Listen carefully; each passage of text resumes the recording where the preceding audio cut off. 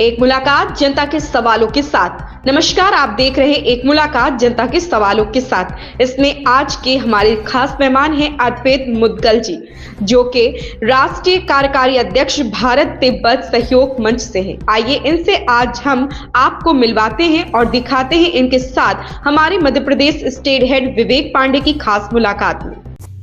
नमस्कार, आप देख रहे हैं एक मुलाकात जनता के सवालों के साथ। और आज के जो हमारे मेहमान हैं वो अर्पित मुदगल जी हैं, जो कि भारत तिब्बत सहयोग मंच के राष्ट्रीय कार्यकारी अध्यक्ष हैं युवा विभाग के। बहुत बहुत स्वागत है मुदगल जी आपका हमारे प्रोग्राम में। नमस्कार जी। मुदगल जी, जैसा कि हमको बताया गया है कि आपका जो मंच है उसके 4 मुख्य बिंदु हैं। एक तो तिब्बत की आजादी, दूसरा कैलाश मानसरोवर की मुक्ति, तीसरा हिमालय की रक्षा और भारत की सुरक्षा। ये 4 मुद्दों को लेकर आपका संघ काम करता है जी। तो सबसे पहले हम इसमें बात करें तिब्बत की आजादी की। तो जैसा कि हम सभी को विदित है कि तिब्बत पर 65 में मेरे ख्याल से जो है जो पंचशील की संधि थी उसको ब्रेक करके चाइना की जो विस्तारवादी नीति थी उसके तहत उन्होंने अपने तिब्बत पे कब्जा किया हुआ था। तो तिब्बत की आजादी के लिए आपके संगठन से क्या क्या मुख्य कार्य किए जा रहे हैं? देखिए, हम तिब्बती भाइयों बहनों के लिए जी जन जागरण का काम करने में व्याप्त है जी। और हमारा संगठन 10 राष्ट्रों में लगातार काम कर रहा है कि अंतरराष्ट्रीय स्तर पर इस बात का दबाव बने कि तिब्बत की आजादी होना चाहिए।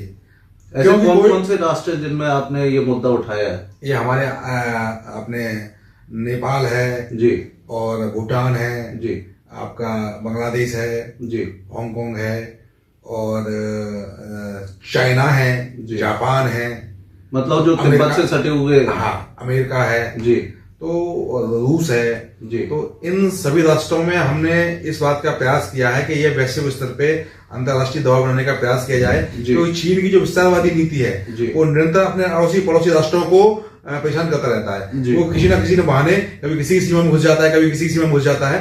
तो हम लोग मिलकर इस बात का विरोध जताते हैं कि अगर चीन की विस्तारवादी नीति बंद नहीं हुई तो हम चीन के खिलाफ कड़ा संदेश देने में पीछे नहीं हटने वाले जी। दूसरे मुद्दे की बात करें, कैलाश मानसरोवर की मुक्ति।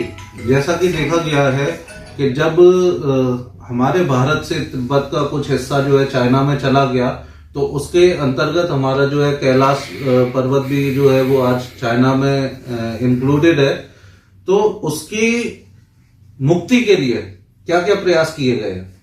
देखिए, अभी मैं आपको बहुत अच्छी बात बताने वाला हूं कि जैसे मैं धन्यवाद दूंगा मोदी सरकार का कि उनके नितिन गडकरी जी जो मंत्री हैं जी, उन्होंने उत्तराखंड से माध्यम से कैलाश मानसरोवर तक सड़क बनाने का काम किया है जी, जिससे हमको अब चाइना के भरोसे नहीं रहेंगे।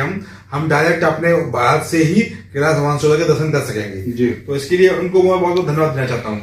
और कैलाश मानसरोवर भगवान भोलेनाथ का निवास स्थान है, तो हिंदुओं की पवित्र आस्था का वो केंद्र है। इसके साथ जैन समुदाय है, बुद्ध समुदाय है, सिख समुदाय है, इनकी भी आस्था का केंद्र है कैलाश मानसरोवर, जो आज चाइना जो स्थित किए हुए है उसको अपने अधीनस्थ कब्जा करके रखा हुआ है जी। तो निश्चित रूप से चाइना की जो राक्षसी नीति है, इस कारण से जो पवित्र लोग हैं, जो धर्म को मानने वाले लोग हैं, वो कैलाश मानसरोवर तक नहीं पहुंच पा रहे। तो उनके लिए भारत ने रास्ता खोलने का काम किया है और हम लोग देश भर में कैलाश मानसरोवर की मुक्ति का आंदोलन चला रहे हैं। और हमारी अगली कड़ी जो होगी वो हम 12 ज्योतिर्लिंगों पर से कैलाश मानसरोवर मुक्ति आंदोलन की आवाज को प्रखर करेंगे।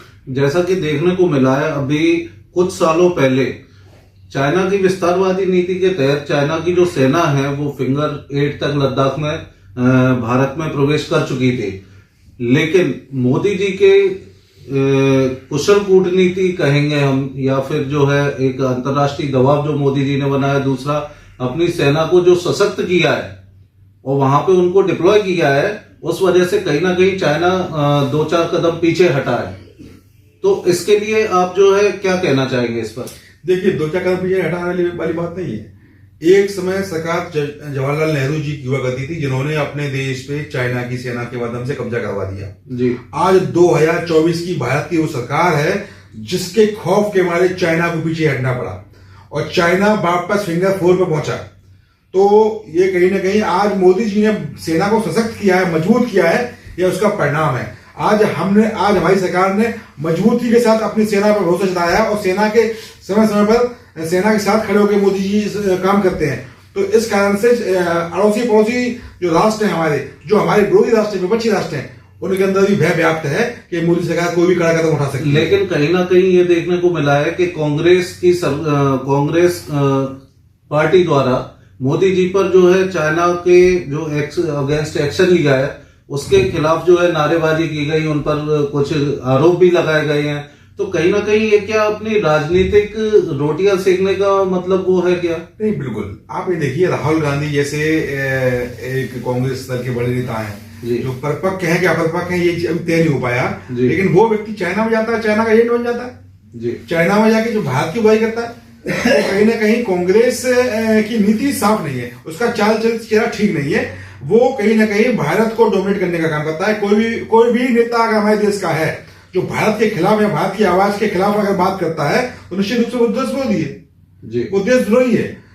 हम उसके नेतृत्व पे भारत की जनमानस कभी भी विश्वास नहीं जताएगी और इसी का कारण है कांग्रेस लगातार गड्ढे में डूबती जा रही है और भारत में भारतीय जनता पार्टी की सरकार और मोदी जी की सरकार और मोदी जी का नेतृत्व निखरता जा रहा है और हर बार सीटें बढ़ती जा रही है। और मेरा मानना है कि मोदी जी ने इसी प्रकार की नीतियां अपनाई नहीं, उनका चाल चेहरा साफ बना रहा तो मोदी जी 400 पार करेंगे, इसमें कोई शक नहीं है। अच्छा, तो जैसे चाइना ने पहले जो भारत का काफी बड़ा हिस्सा जो है कब्जा कर लिया था, तो उसके लिए आप किसको, कांग्रेस पार्टी को दोषी मानते हैं? बिल्कुल, कांग्रेस पार्टी की छद्म नीतियां, गलत नीतियों के कारण, क्योंकि कांग्रेस के कई सारे कनेक्शन भी चाइना से जो है मिले हुए पाए गए हैं। बाद में कुछ ऐसे सबूत आए कि चाइना मीडिया से उनका जुड़ाव रहा है। हमारे चैनल पे भी कई सारे ऐसे आए थे, प्रोग्राम हमने चलाया था, तो उस पर आप क्या कहेंगे? नहीं, हमारा साफ साफ कहना है कि कांग्रेस की गलत नीतियों के कारण आज भारत की यह दशा है, वरना यह दशा तो इस दशा पहले ही सुधर चुकी होती। आज चाइना और इंडिया एक बराबर की शक्ति हुआ करते थे, लेकिन आज चाइना वर्ल्ड लेवल पर है और इंडिया कितना पीछे रह गया। लेकिन मोदी जी के आने के बाद 10 साल में भारत ने यह सिद्ध कर दिया है कि हम पूरे अंतरराष्ट्रीय स्तर पे किसी से कमजोर नहीं है और हम 5 ट्रिलियन की उसमें आर्थिक व्यवस्था में जाने वाले हैं। और हमारा मानना यह है कि हमारी सेना जल, थल और नभ, आकाश की सेना, वायु सेना, तो सारी सेना इतनी मजबूत है जो किसी भी मोर्चे पर किसी भी विपक्षी देश को मुंह तोड़ जवाब देने के लिए तैयार है। अच्छा, जैसा कि अभी रिसेंटली देखने को मिला है कि श्रीलंका में जो है चाइना के जो शिप वगैरह गए थे उनको जो है प्रवेश नहीं करने दिया और भारत की सबमरीन वगैरह है उनका स्वागत किया गया है। इस पर आप क्या टिप्पणी करेंगे? यह भारत की एक शानदार कूटनीति है कि भारत ने अपना मान सम्मान तो विश्व पटल पर फहराई और अपने अड़ोसी पड़ोसी राष्ट्र जो हैं उनको मित्रवत, उनको भाईचारे की, फैमिली परिवार की तरह उन्होंने संजो लिया, जिससे उनको यह भाव आता है कि भारत हमारा हितैषी है, तो वो भारत के साथ खड़े रहते हैं। अच्छा, तीसरा मुद्दा आपके संगठन का है हिमालय की रक्षा। तो इसके लिए क्या हम ये समझे कि हिमालय की सुरक्षा आज खतरे में है? बिल्कुल। चीन की विस्तारवादी नीति आपने देखा, चीन ने नेपाल के साथ संबंध बना लिए थे तो हिमालय की ओर बढ़ रहा था। आज अक्सर की तरफ कदम बढ़ाने की आवश्यकता है, चाइना ऑक्युपाइड कश्मीर को भी लेने की आवश्यकता है। जी, लास्ट आखिर में आपसे जानना चाहेंगे कि भारत की सुरक्षा, ये आपके संगठन का अंतिम बिंदु है, तो भारत की सुरक्षा के विषय में आप क्या कहेंगे कि मोदी जी के शासनकाल में उन्होंने जो सेना को सशक्त बनाया है, कई लोग कहते हैं कि महंगाई बढ़ रही है, लेकिन कहीं ना कहीं हमारी सेना भी सशक्त हो रही है क्योंकि आज हमारे पास राफेल है, राफेल जैसे आधुनिक विमान है, लड़ाकू विमान, हेलीकॉप्टर है, अपाचे वगैरह। तो कहीं ना कहीं जो जनता पे महंगाई की मार पड़ी है लेकिन सेना भी सशक्त हुई है, इस पर आप क्या कहेंगे? देखिए, भारत की सुरक्षा अंतिम मुद्दा नहीं है, भारत की सुरक्षा प्रथम मुद्दा है। जी, अगर तिब्बत आजाद होता है तो हमारी सेना को दुश्मन देश के सामने खड़ा नहीं होना पड़ेगा, बल्कि अपने मित्र के साथ खड़ा रहना पड़ेगा। जब तिब्बत आजाद होगा तो हमारी सेना को जो आज परेशानी उठानी पड़ रही है वो परेशानी नहीं उठानी पड़ेगी, बल्कि हमारी सेना सुकून से रहेगी। और कैलाश मानसरोवर आजाद हो जाएगा, क्योंकि कैलाश मानसरोवर कब आजाद हो जाएगा? जब तिब्बत आजाद हो जाएगा, कैलाश मानसरोवर मुक्त हो जाएगा, हिमालय सुरक्षित हो जाएगा। तो ये जब सारी चीजें सुरक्षित हो जाएंगी तो भारत की सुरक्षा अपने आप बरकरार रहेगी। तो मूल उद्देश्य भारत की सुरक्षा प्रथम है, उसके अंदर ही सारे बिंदु समाये हुए हैं। तो निश्चित रूप से हमारा यही उद्देश्य है कि हमारा राष्ट्र मजबूत हो, हमारा राष्ट्र सुरक्षित हो, तभी हमारा इस भारत का एक एक नागरिक सुरक्षित रहेगा। बहुत बहुत धन्यवाद, आपने अपना कीमती समय दिया, हमारे साथ बातचीत की, हमारे चैनल में आए। अंत में मैं चाहूंगा कि हमारे जो देश के सुरक्षा कर्मी हैं उनके लिए आपका क्या संदेश रहेगा? मेरा तो हमारे राष्ट्र के सुरक्षा कर्मियों के लिए सैल्यूट है, जो अपना पूरा जीवन राष्ट्र की सीमाओं की सुरक्षा के लिए झोंकते हैं, और उनके दम की वजह से ही आज भारत का एक एक नागरिक सुरक्षित महसूस करता है। तो हम सभी पूरे भारतवासी मिलके उनको बहुत बहुत प्रणाम करते हैं, उनके चरणों में वंदन करते हैं, और उनको हमारा सलाम। देखा आपने, ये थे हमारे साथ अर्पित मुदगल जी, जो कि भारत तिब्बत सहयोग मंच के जो है राष्ट्रीय कार्यकारी अध्यक्ष युवा विभाग के थे। अखंड आवाज न्यूज से मध्य प्रदेश स्टेट हेड विवेक पांडे।